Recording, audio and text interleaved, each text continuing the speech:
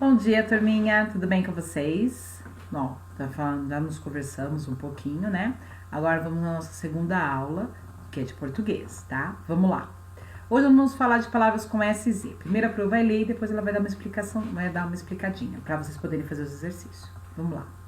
As letras S e Z podem representar o mesmo som. Observe a pronúncia em voz alta. Vamos falar junto com a Pro.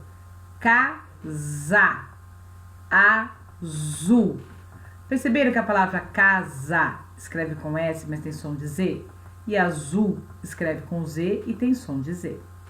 Perceba que tanto a letra S como a letra Z representam o mesmo som, por conta que é o som de Z. Por conta disso, muitas vezes não é fácil a gente saber quando devemos usar uma letra ou a outra, quando deve ser com S ou quando deve ser com Z. Presta atenção no exemplo que eles deram aqui, ó. Casa, casebre, casinha, casarão, casamento, casal, caseiro, casado, casar. A palavra casa, ela é primitiva. A partir do momento que você sabe que casa se escreve com S, todas as palavras da mesma família que derivam dela também serão escritas com S. Como assim? Casa é com S. Casebre é com S, que é uma casa também. Casinha, que é uma casa pequena, também é com S. Se a palavra casa, na última sílaba, ela escreve com S, no diminutivo ou no aumentativo, também vai continuar com S. Se por acaso uma palavra que não tem S na última sílaba, aí vai ser com Z, certo? Eu já volto nessa regra também. Mas continuando aqui. Casarão, que é uma casa grande, né? Casamento, que na verdade nada mais é do que duas pessoas que vão morar na mesma casa. Casal, duas pessoas que estão juntos. Caseiro, é a pessoa que mora na sua casa e cuida dela. Casado, uma pessoa que se casou com outra. E casar, que é o verbo que é a pessoa que vai casar. Ou seja, tudo tem a ver, todas as palavras são derivadas, ou seja, elas têm uma origem que vem da palavra casa. Como casa é com S, todas as palavras da mesma família, que nesse caso eu posso dizer que todas elas são da mesma família, elas também vão se escrever com S. Agora presta atenção. Diminutivo e aumentativo. Se a palavra na última sílaba se escreve com S, que é o caso da casa, casinha e casarão, vai ser com S. Tanto diminutivo como aumentativo vai ser também com S. Agora, se eu tenho uma palavra que ela não se escreve com S, que ela não tem o S na última sílaba, no aumentativo e no diminutivo eu escrevo com Z. Então já é fato isso.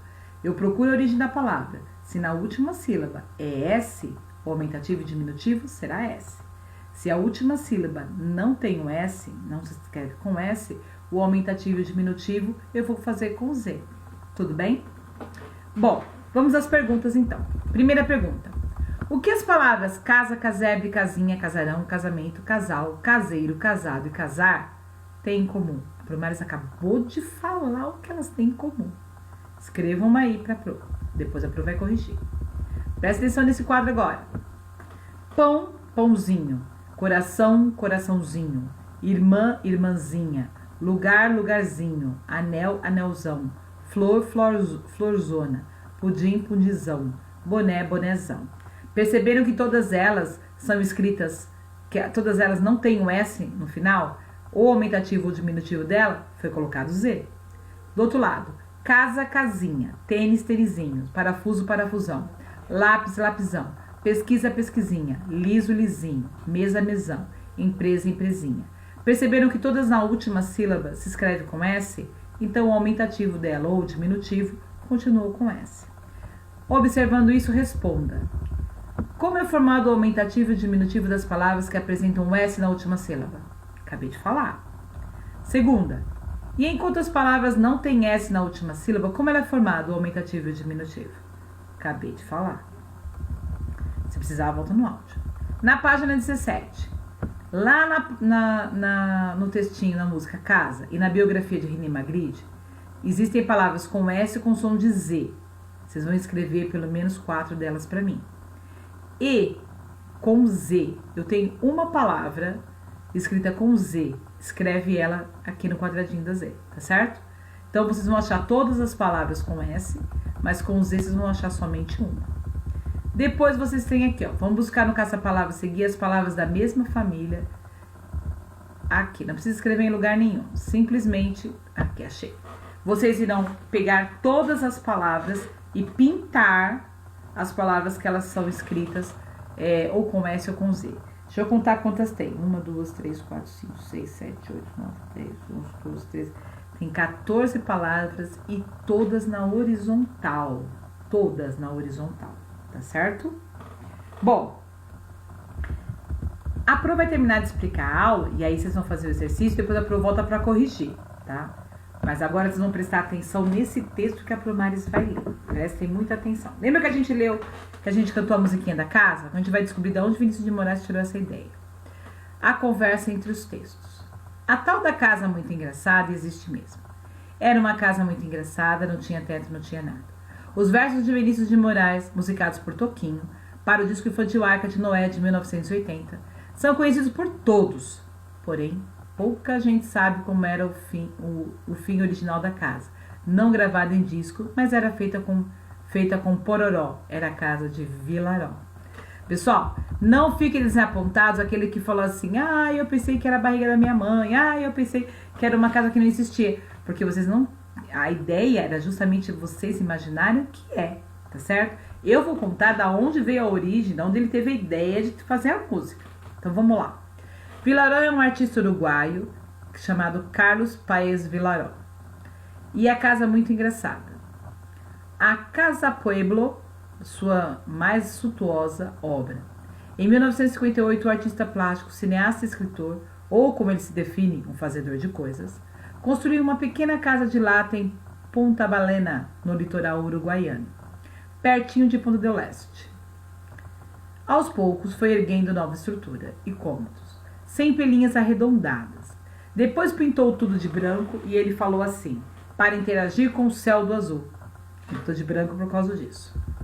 Vinícius, que por um tempo foi embaixador do Brasil no Uruguai e era amigo de Vilaró, a presença constante na Casa Pueblo, numa manhã, para agradar as filhas do artista, começou a improvisar. A trova infantil. Era uma casa muito engraçada. Gostou do resultado e mais tarde, com alguns parafusadas, saiu a poesia e a música que a gente aprendeu. Até a morte de Vilaró, em fevereiro de 2014, a casa continuou a ser construída. O artista morou até o fim da vida na parte mais alta da edificação, que também funciona como hotel e restaurante. Todos os mais de 70 quartos são batizados com o nome de seus primeiros hóspedes, que foram eles: Pelé, Alain Delon, Brigitte Bardot, Robert De Niro, além do quarto de Vinícius de Moraes, é claro. Bom, vocês perceberam que existem textos que eles vão se juntar com o outro? É o caso desse. Vocês descobriram, ouviram uma música chamada Casa, uma poesia.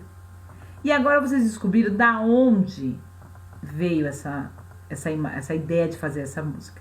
Então, um texto completa o outro. Um fica grudadinho no outro. Olha que coisa legal. Nós temos aqui o glossário do lado, que na hora que leu acabou não explicando, né? Quando eu falo aqui,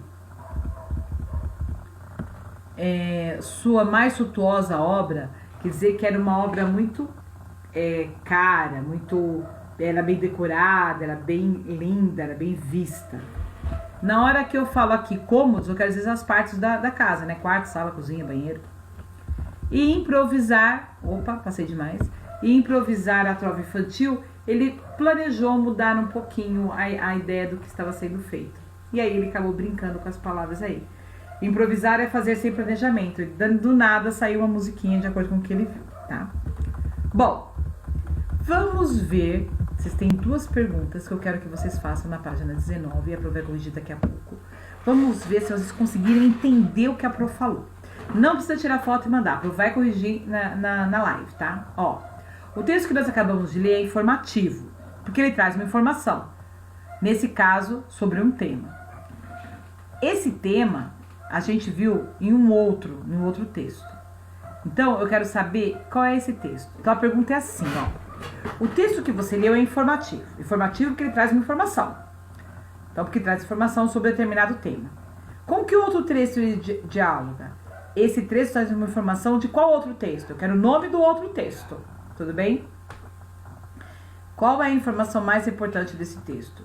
O que é que ele fala de mais importante que tem aí nesse texto?